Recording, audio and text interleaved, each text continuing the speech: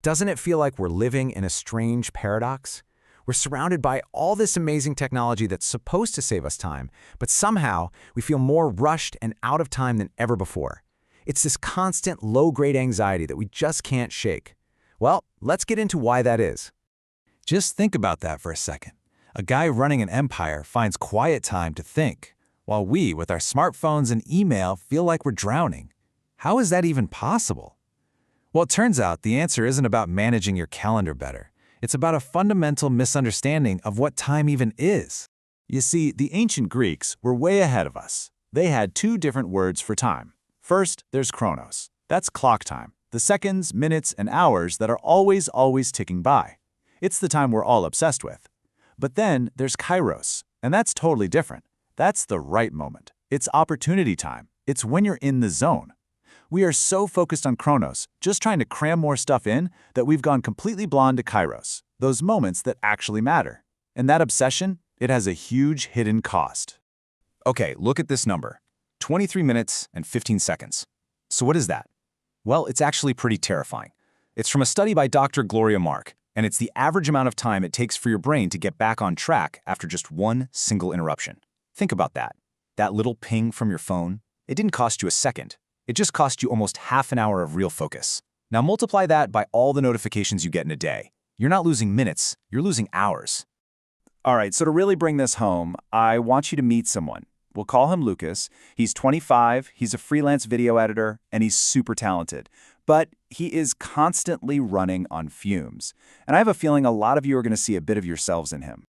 You know that feeling, right, where you haven't run a marathon or done any hard physical labor, but you are just mentally fried? That was Lucas every single day. He was always busy, caught in this whirlwind of activity, but when he looked back at his day, he felt like he'd gotten absolutely nothing done. The problem wasn't his work ethic. The problem was his morning. So before he even gets out of bed, before his first cup of coffee, he grabs his phone, and he's immediately outsourcing his mood for the day. He's checking views, he's looking for likes, he's refreshing his email. He's letting a bunch of numbers and other people's opinions decide how he's going to feel. If the numbers are good, he gets a little high. If they're bad, a cloud of anxiety follows him around all morning. He was starting every single day reacting, not acting. And this right here, this is where things start to change. This is our first ancient solution, a tool that comes from a guy who knew a thing or two about having no control over his life, a Stoic philosopher named Epictetus, who was born a slave. Now that sounds so simple, right? Almost too simple. But I promise you, this one idea is the key to everything. It's the foundation for what we're going to call the filter, a tool for sorting the signal from the noise in your life. So think of it like this. 2 buckets. In the first bucket, you've got your stuff, your choices, your efforts, your actions. That's your domain. But that second bucket, that's where all the noise lives, what other people think, how the algorithm feels today, the final result of your work. Lucas was living entirely in that second bucket. It's like trying to steer a ship by yelling at the weather. It's a complete and total waste of energy, and it's exhausting. And guess what? Modern science has a name for what Lucas was doing. It's called rumination. And the research is really clear. This isn't just wasted time. It actively damages your brain's ability to do its job. It's like having 20 browser tabs open on your computer, all playing different videos at full volume. Of course, you can't focus on the one thing that actually matters. So Lucas starts using the filter. He's sorting his worries, he's focusing on his own bucket, and he's feeling better. Things are looking up. But you know how it is. Just when you think you've got everything figured out, life throws you a curveball. He was still getting knocked off his game by surprises. And that brings us to our next tool, from someone on the complete opposite end of the social ladder, the Roman Emperor Marcus Aurelius. We have all been there. Lucas is having a great morning, he's in a flow state, everything's clicking, and then bam! An email hits his inbox. And it's one of those emails. Nasty, aggressive, totally unfair, and just like that, his focus is shattered. The next 2 hours, completely vaporized by rage and anxiety as he replays it over and over in his head. His productive day was completely derailed. So what actually happened inside his brain? Well, neuroscientists have a really cool name for it, an amygdala hijack. Basically, the emotional primitive part of your brain sees that email as a threat, like a saber-toothed tiger jumping out of the bushes, and it slams the emergency brake on your rational mind. You're not thinking anymore, you're just reacting. Fight or flight.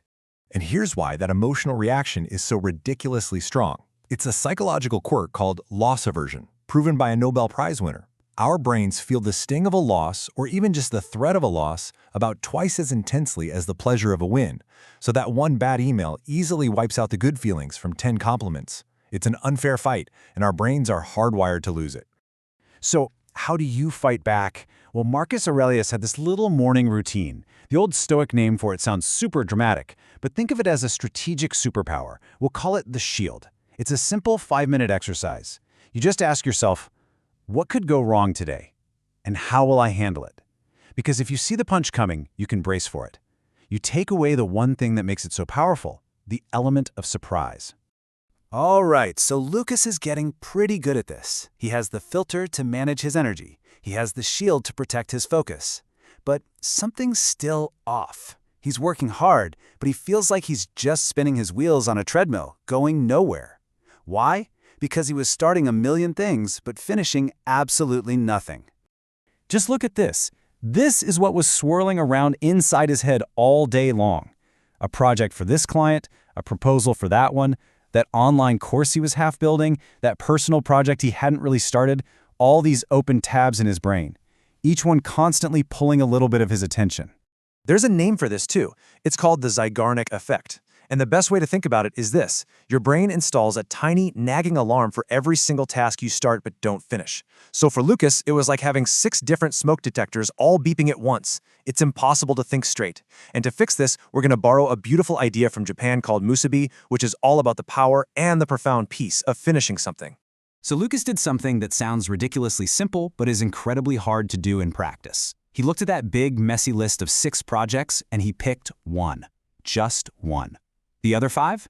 He moved them to a totally new list, a not right now list. He called it after the not. He wasn't abandoning them. He was just giving himself permission to ignore them, to finally silence those alarms so he could focus on tying one single knot. And the result? It's totally wild. By focusing on less, he accomplished way, way more. In just 3 weeks of tying one knot at a time, he finished more projects than he had in the entire 2 months before that. It's the ultimate paradox of productivity, isn't it? You have to slow down to speed up. So you see, these 3 ideas, the filter, the shield, and the knot, they aren't just 3 random life hacks you can try. They're a system, a complete toolkit forged from ancient wisdom that you can use to navigate the absolute chaos of our modern world and finally take back your attention. And it all flows together in a simple 1-2-3 punch. Step 1, the filter. You clear away the noise and decide what's actually worth your energy. Step 2, the shield. You protect that plan from the inevitable chaos of the day. And step 3, the knot. You channel all of that protected focus into one single thing until it is done. Decide, protect, and execute.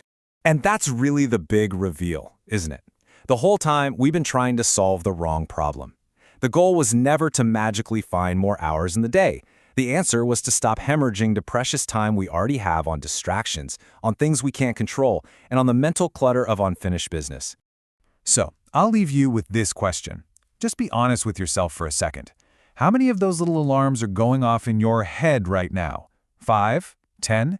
Maybe it's time to choose just one thing, and see what it feels like to finally tie the knot.